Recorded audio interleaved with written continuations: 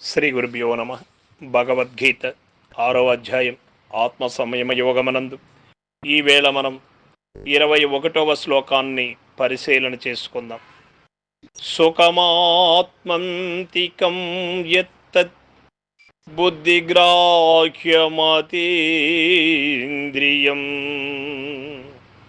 వేత్తి యత్ర నచైవాయం స్థితచలతి తత్వతః.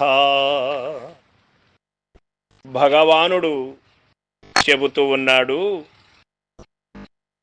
ఏ విషయమునైనా కూడా సుఖము అనేది ఎప్పుడు వరిస్తుంది నీకు అంటే, అమనస్క స్థితి ఉన్నప్పుడు వచ్చేటువంటి సుఖమే శాశ్వతమైనటువంటి సుఖము. కానీ మనసు ద్వారా కోరికలమయమై కోరికల ద్వారా వచ్చేటువంటి సుఖము శాశ్వతమైనటువంటి సుఖము కాదు.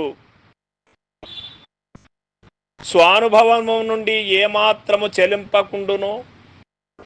స్వ అనుభవం అనేది నీకు ఏదైనా ఒక తలంపు నీ మనసులో వచ్చినప్పుడు దాన్ని నువ్వు పొందాలి అనే సంకల్పముతోటి ప్రయత్నము చేసినప్పుడు, ఒకవేళ నీకు ఆ ప్రయత్నంలో సఫలమయ్యే ఆనందము అనిపించినా అది ఎంతసేపు, కొంతసేపే ఉంటుంది. అది శాశ్వతమైనటువంటి ఆనందము కాదు. కనుక స్వానుభవము నుండి ఏమాత్రము చెలింపకుండునో అటువంటి వాడు దేనిని పొందిన పిదప ఇతరముగు ఏ లాభమును అంతకంటే గొప్పదానినిగా తలంపకుండునో అటువంటి వాడే గొప్పవాడు. మనసు ద్వారా లభ్యమైనటువంటిది ఏదైనా కానీ అది శాశ్వతంగా ఉండేటువంటిది కాదు. మనసుకు గోచరింపబడేది అంతా కూడా భౌతికమైనటువంటి సుఖములు, భౌతికమైనటువంటి ఆనందములు, భౌతికమైనటువంటి దోషభూషణములే కానీ శాశ్వతమైనటువంటిది కాదు. గనుక ఇక్కడ అనుభవము ద్వారా తెలుసుకొని అనుభవ రహితమైనటువంటి వాడే నిస్సంకల్ప స్థితిలో ఉన్నటువంటి వాడు అని మనకు తెలియబడుతుంది. దేని యందున్న వాడై మహత్తర దుఃఖముచే కూడా చెలింపకుండునో దుఃఖ సంబంధము లేశమైనను లేని అట్టి స్థితిని యోగమని మనకు భగవానుడు చెప్పాడు. వాడు నిజమైనటువంటి యోగ స్థితిని పొందినటువంటి వాడు. సుఖములు వచ్చినప్పుడు సంబరపడి, దుఃఖములు వచ్చినప్పుడు కృంగిపోతూ ఉంటే ప్రకృతి ఒక ధర్మము, ప్రకృతి ఒక నియమము, కాలచక్రము ఇది తిరుగుతూ ఉంటుంది.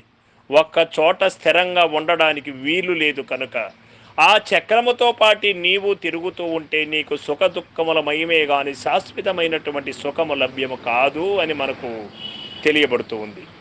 జీవ బ్రహ్మైక్య రూపమై ఆత్మ సాక్షాత్కార రూపమైనట్టి ఈ ధ్యాన యోగము యొక్క మహిమ ఎట్టిదో మనకు బాగా తెలియబడుతుంది. ఇక పరమ శాంతిని సుఖమును పొందును ఏది, అది ఏ జీవిత లక్ష్యము. అయితే నిగ్రహింపబడిన మనస్సే అట్లు లయమొందగలుగును గాని, అనగా విషయముల నుండి మరలి వాసనారహితమైనట్టి మనస్సే ఆత్మైక్యమును నోచుకొనగలుగును గాని, అటువంటి మనస్సును నిగ్రహించుట ఎట్లు? యోగ సేవయో, యోగాభ్యాసము చే సాధన చే మనస్సు నిరుద్ధమగును. అభ్యాస వైరాగ్యముల చే మనస్సు అవలీలగా నిగ్రహింపబడగలదు. కాబట్టి యోగ సేవ తప్పక చేయవలయను. అజ్ఞానులు విషయ సేవ చేస్తూ ఉంటారు. ఎట్లు చేయుచున్నారో అదే విధంగా అజ్ఞానులు ఏ విధంగా విషయ సేవలు చేస్తూ విషయములకు లోనై ఉన్నారో అదేవిధంగా విజ్ఞానులు యోగ సేవ చేస్తూ ఉంటారు. అట్లు చేయుదురు. కావున విషయ సేవను దైవ సేవగా మార్చినప్పుడే జీవుడు కడతేరగలడు. ఏదో కొత్తగా మనం ప్రయత్నము చేయవలసినటువంటి అవసరము లేదు.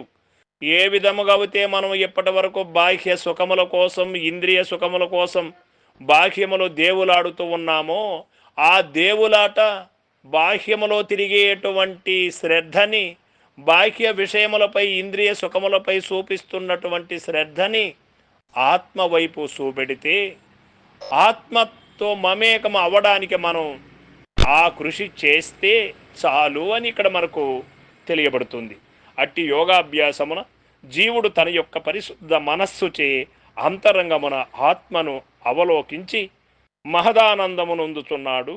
పశ్యన్ అని చెప్పుట వలన ఆత్మ వస్తువు పరోక్షము కాదనియు ప్రత్యక్షముగా దానిని చూడవచ్చుననియు అనుభూతమనర్చుకొచ్చువననియు. ఇక్కడ చూడవచ్చును అంటే ఆత్మను చూడాలి అంటే నీవు ఏరుగా ఉండి ఆత్మను చూడలేవు. ఆత్మతో మమేకమైనప్పుడు అది నీవైనప్పుడే అది ఆత్మగా శోభిల్లుతుందే కానీ ఆత్మను వెలువడి వచ్చినటువంటి మనసు విషయముల వైపు వెళ్ళుతుందే కానీ ఆత్మ వైపు వెళ్ళలేదు.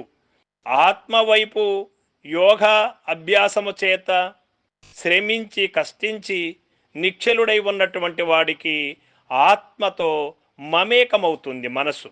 అప్పుడు ఆత్మనే మనసు. మళ్ళీ మనసుకు ఒక స్థానము లేకోకుండా పోతుంది. అదే అమనస్క స్థితి అని మనం గమనించవలసి ఉంటుంది. ఇక్కడ అనుభూతం అనర్చుకొనవచ్చును అని మనకు స్పష్టమగుతున్నది. ఇచ్చట చూచుట అనగా దృశ్య వస్తువును చూసినట్లు కాదు.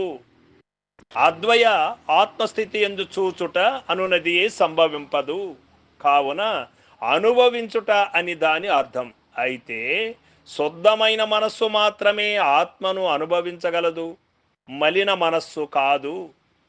ఆత్మను దర్శించుటకు ప్రపంచములోని ఏ వస్తువును ఉపకరింపదు.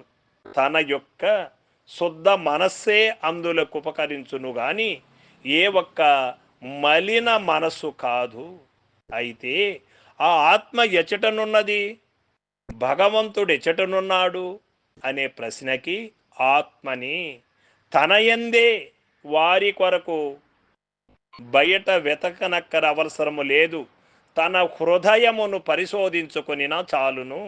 భగవానుడు తనలోనే అతి సమీపమున వర్తించుతున్నాడు. కావున ఈ వాక్యము సాధకులకు పరమ ధైర్యమును చేకూర్చుతున్నది. అట్లు ఆత్మను తనయందు కనుగొనినందువలన సంభవించు ప్రయోజనమేమి? ఆత్మను దర్శిస్తే వచ్చేటువంటి లాభమేమి? మానవుడు ప్రతి ఒక్క దీనిలో కూడా లాభము నాకేంటి అని కదా పోరాటం చేస్తూ ఉన్నాడు.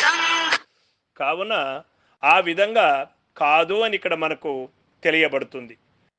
కాబట్టి ఏ మానవుడైతే బాహ్య సుఖములను వదలి అంతర్సుఖములకై ఆత్మసుఖముకై ఆత్మ తానై ఉండడానికి ఎవరు ప్రయత్నం చేస్తారో వారు సఫలీకృతులవుతారు అని ఇక్కడ మనకు తెలియబడుతూ ఉన్నది. సర్వం సద్గురు పాదార్పణమస్తు. జై గురుదేవ.